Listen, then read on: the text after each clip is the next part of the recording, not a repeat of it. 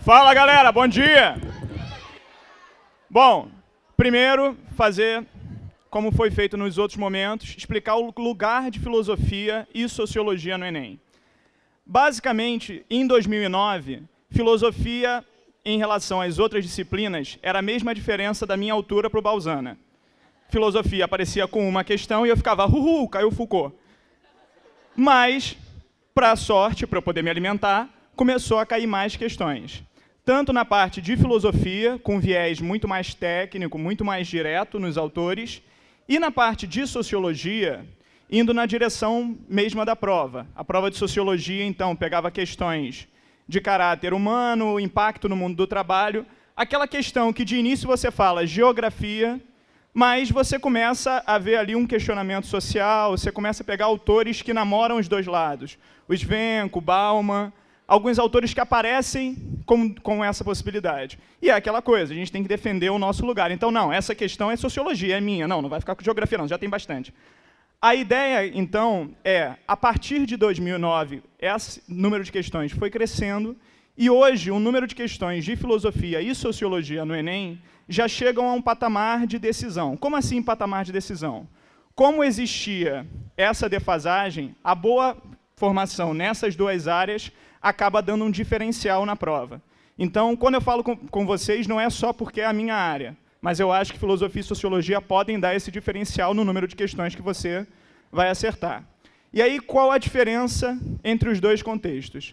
Na prova de filosofia, você não precisa necessariamente dominar todo o escopo do autor. Como assim? Você não precisa ficar lá divagando, será que eu estou sonhando? Será que isso? Não.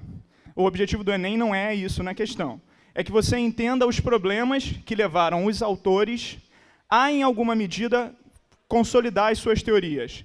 A gente tem um pouco essa ideia de que as teorias filosóficas aparecem do nada, como se eu estivesse lá dormindo, e aí acordasse e falasse, bom, eu acho que eu vou escrever aqui um tratado. Não, eu não faço isso.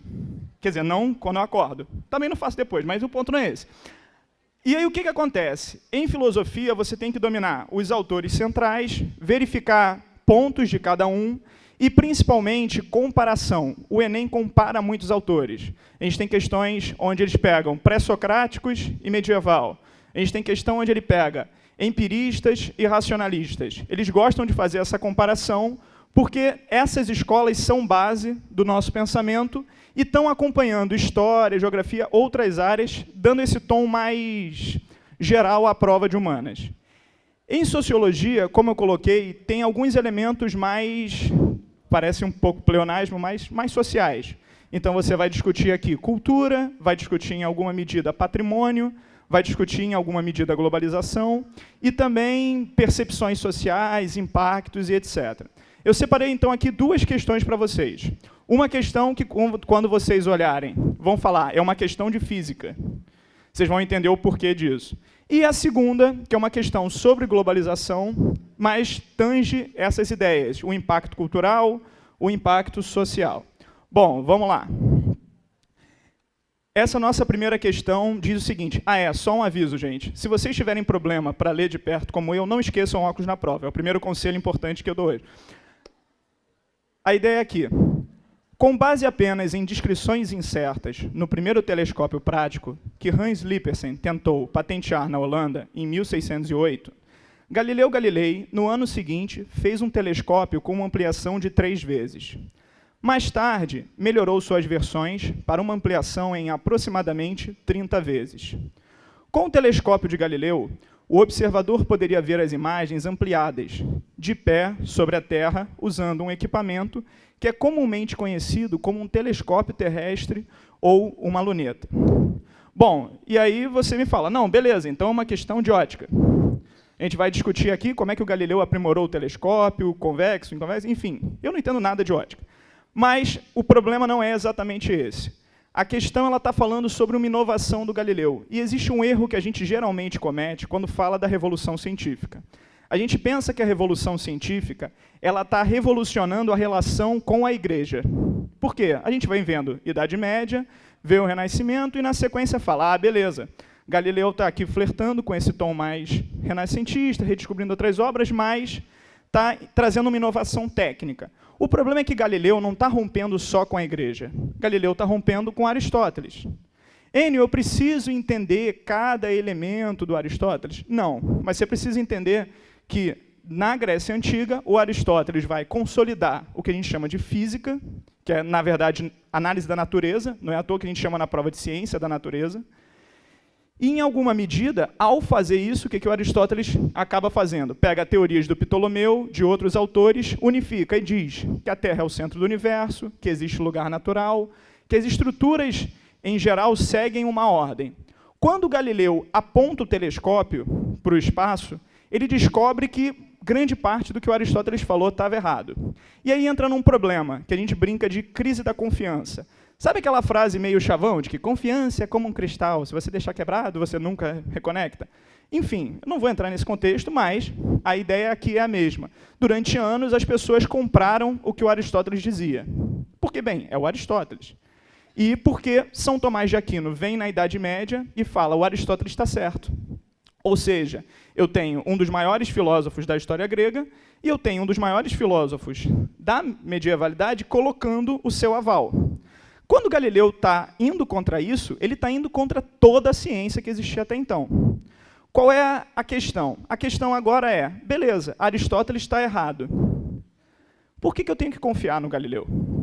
Se o Aristóteles, que era o Aristóteles, se equivocou, por que eu tenho que comprar o que esse italiano, que na época ainda não tinha unificação italiana, está falando? A ideia aqui, então, é entender por que isso aconteceu, isso já está em jogo, mas o que isso gerou? Isso gerou um movimento de busca do método. Sabe quando você começa a ter aula de filosofia moderna e o professor fala o método disso, o método daquilo? Não é à toa. Método é um caminho, é um direcionamento para alguma coisa.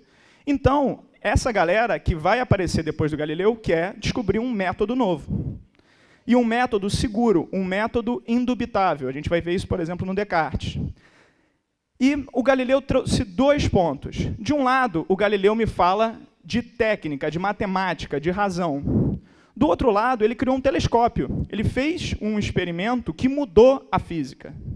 Ele criou não o telescópio em si, como a gente viu, ele aprimora o telescópio. Mas é através de um recurso técnico novo que esse cara consegue mudar a linha da física. Então, qual é a nossa ideia aqui? De um lado, tem uma galera falando, não, é a razão, é a matemática que vai definir o que é certo. Do outro lado, tem uma galera falando, não, é o experimento, são os sentidos, é aquilo que você tem na tua percepção. Então, aparecem 2 escolas, empirismo e racionalismo, que são as 2 escolas que essa questão trata. Vamos ler aqui a pergunta. Mais do que uma revolução na construção técnica dos telescópios, Galileu representou uma ruptura com o modelo de se fazer ciência na antiguidade, e que ainda mantinha sua força na escolástica. Eu basicamente dei spoiler do que estava aqui escrito. Muitos pensadores modernos, movidos pela crise de certeza provocadas por ele, deram início aos questionamentos acerca da origem do conhecimento. Sob isso, podemos afirmar que, letra A, vigorou na modernidade a certeza de que todo conhecimento era derivado da racionalidade humana e que existe uma antecedência das ideias em relação à experiência. Vamos lá. A gente pode falar, considerando empirismo e racionalismo, que essa informação está correta?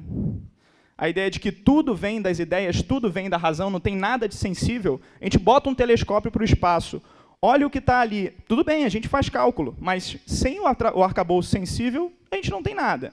Então, vamos para a nossa segunda letra. Vigorou na modernidade a certeza de que todo conhecimento era derivado da experiência humana e que existe uma antecedência das experiências em relação às ideias. Aqui é o exato contrário do que foi falado. Se, por um lado, a letra A está equivocada, por outro, a letra B também vai estar. Nem tanto de um lado, nem tanto do outro. Existe, nessa época, uma disputa entre 2 escolas. E lembrando, todo ano o Enem tem cobrado algum autor moderno. Descartes, Bacon, Hume, Locke sempre aparecem. Então, foquem nesses elementos, nessa diferença entre as escolas. Letra C. Vigorou na modernidade a certeza de que todo conhecimento era impossível, consciência despertada pela retomada do ceticismo no período renascentista. Conhecimento impossível tem cara de revolução científica para vocês? Tem cara dessa galera que está tentando descobrir algo novo? Não parece ser o nosso ponto. Existe uma ameaça cética? Claro que existe, mas não é o que define. Vamos lá. Letra D. vigorou na modernidade uma disputa entre duas correntes distintas. Enquanto uma delas defendia um nível de inatismo inicial, a outra ancorava a origem do saber na empiricidade. O que é o inatismo inicial? É a ideia dos racionalistas de que você nasce com um conjunto de ideias para entender a realidade. E o que é essa segunda noção, a de empiricidade? É que a tua mente é uma folha em branco. Aquela ideia do Locke, se eu tivesse agora, por exemplo, num quadro, eu faria aquele desenho tosco, que é fazer um círculo e mostrar que está vazio. Mas a ideia aqui é, a nossa mente, para o Locke, é uma folha em branco. Então, tudo é empírico. São duas correntes. Ela está pegando a A e a B e mostrando que haviam duas hipóteses. Então, vamos só conferir a E, para a gente não marcar diretamente a D. Vigorou na modernidade a separação da realidade em duas, uma formada por ideias puras e distintas e outra marcada por mudança e transformação. Essa última letra é aquela letra que você olha e fala, não, isso é Parmênides e Heráclito. É aquela noção de ser e devir, vai se manter, vai mudar. Então, nosso gabarito aqui nessa questão é a letra D. Vigorou na modernidade uma disputa entre duas correntes distintas. Por isso que eu falei, tomem sempre cuidado nessas diferenças e nos termos centrais. Ano passado, por exemplo, na questão de Hume, muita gente marcou sentimento ao invés de sensação. Não confundam esses elementos que são centrais, porque isso às vezes acaba gerando um erro em algo que você até sabia, mas você acaba se confundindo no termo. Então, atenção nesses elementos. Vamos agora aqui para a nossa segunda questão. Vocês estão conseguindo ver as imagens daí? Vamos lá. O que é a primeira imagem?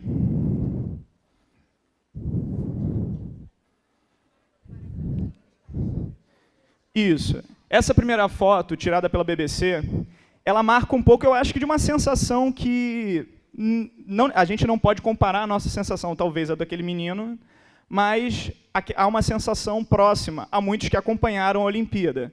É uma festa internacional, um grande evento, mas, ao mesmo tempo, a cidade ficou muito mais cara, você teve todo um processo de gentrificação, e a sensação que aquela foto coloca, que é a do menino que está olhando de fora o Maracanã, com fogos, com tudo ali, com toda aquela ideia de, bom, vamos fazer um desenvolvimento sustentável, e a gente viu com o João Felipe com o Baruch que não é bem assim, mas é bonito ver no Maracanã, é legal, vamos botar Santos Dumont voando, é tranquilo.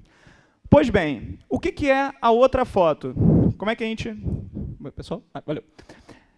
Essa segunda foto, vocês estão conseguindo enxergar? Essa segunda foto é da Eurocopa. Na Eurocopa, você estava tendo na França, principalmente por conta do evento, um grande número de protestos em relação às novas leis trabalhistas que estavam ali em jogo. Então, por que eu escolhi essas duas fotos? Eu escolhi essas duas fotos por uma razão bem simples. Elas mostram, em alguma medida, a época em que nós vivemos. Enquanto você tem um processo, não só de globalização, mas de, em alguma medida, mediatização de todo o esporte, de todas essas relações que antes eram muito locais, você tem o crescimento de toda uma sensação de que isso não trouxe objetivos bons para todos. De que, na verdade, as Olimpíadas, a Eurocopa, todos esses processos acabam se tornando elitizados, acabam mudando certas estruturas. Quem gostava de Maracanã, tem gente que concorda, tem gente que não concorda, mas você acaba com a geral, por exemplo, que é um elemento extremamente popular. Em alguma medida, essas relações, elas botam um pouco de lenha na fogueira. Essa foto mostra um pouco da sensação que a maioria de nós convive hoje, de que existe um mundo mais global, um mundo muito mais estelar, com fama, com elementos, como a gente brinca, de pirotecnia, mas, ao mesmo tempo, a pobreza continua ali. O que a gente fez muitas vezes aqui no Rio foi esconder. Quem viu as mudanças no Rio, os processos de obra, sabe um pouco disso. Você teve todo um processo de mudança da estrutura social para dar base a esses grandes eventos. Pois bem, vamos ler aqui o que a questão nos coloca. A globalização tanto divide como une. Divide enquanto une. É um trecho do Bauman. E, em seguida, a questão fala o seguinte. Em 2016, vimos alguns dos maiores eventos esportivos do planeta. A Olimpíada, inspirada pelos gregos, reuniu em sua cidade sede atletas de 206 nações. A Eurocopa reuniu o time de 24 nações, quase metade do continente europeu. Os grandes eventos esportivos cada vez mais nos lembram do impacto da globalização, seja pela quantidade de países que desejam ter representantes nos mesmos, seja pela constante entre diversidade e homogeneidade que esses eventos acabam representando. Sobre a globalização, é possível afirmar que... Então, antes da gente resolver, vamos lembrar mais de um detalhe aqui. Vocês estavam acompanhando na aula de História uma discussão sobre escravidão e a noção do José de Alencar analisando esse processo. E aí é interessante, por mais que a gente não necessariamente fale hoje na produção na China como uma escravidão, a gente tem uma certa capacidade de negligenciar o que acontece na China. Aquela sensação de que, assim, nós temos inúmeros produtos, isso barateou todo o custo, mas, ao mesmo tempo, bom, tem leis trabalhistas muito complicadas, tem uma situação social muito questionável. Bom, mas eu tenho aqui produtos que estão me servindo. Então, essa noção de deixar de lado certos problemas para manter uma certa ordem estabelecida não é exclusivo da antiguidade, não é exclusivo do período moderno, não é exclusivo do século XIX. Está hoje. A gente tem essa capacidade. A gente tem a capacidade de, em meio a um evento gigantesco, esquecer as cracolândias, esquecer aquilo que está, em alguma medida, escanteado. A globalização ela tem esse impacto, e ela tem um segundo impacto também, que é importante. O Baruch comentou aqui de novas tecnologias. A gente fala do trabalho remoto. Você pode, hoje, abrir uma fábrica aqui, montar uma empresa aqui e produzir fora do país. E por que você vai produzir fora do país? Pela zoeira? Não. Você vai porque é mais barato. Se você vai porque é mais barato, isso gera um impacto dentro do próprio país, porque isso gera a ideia de que o país precisa reformar as suas leis trabalhistas para poder se adaptar a esse horizonte. Então, é um outro problema que a gente fala hoje da globalização. Você tem a manutenção de novas tecnologias, mas essas novas tecnologias se somam a um trabalho que se barateou o custo, e em países com leis consolidadas, como é o caso do Brasil, por exemplo, a gente chega ao ponto de discutir esses elementos, porque, enfim, não estamos sendo competitivos. E aí entra a questão, competitividade ou direitos? É um problema que a gente tem que discutir. E é um problema que a prova pode e talvez apresente para vocês, por mais que de diversas formas. Um último ponto é o patamar cultural. A gente tem essa ideia, e é uma crítica que tanto o Bauman quanto o Friedman fazem, de que, não, globalização, todo mundo vai ter uma única cultura. Mais ou menos. Há um hibridismo cultural, nós temos essa tendência, mas há a manutenção de certos status.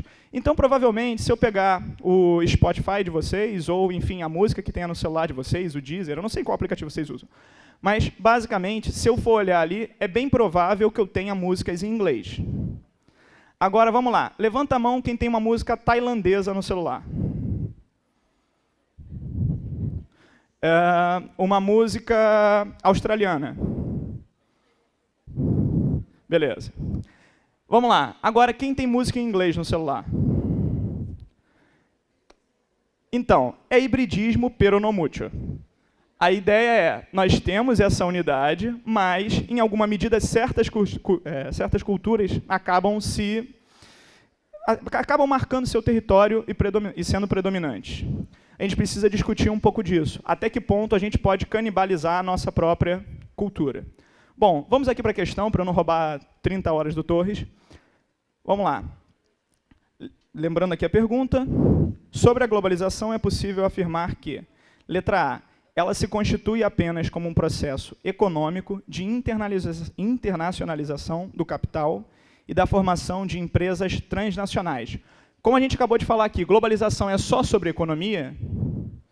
Economia é um patamar importante disso. A gente não consegue discutir sociedade sem discutir capital.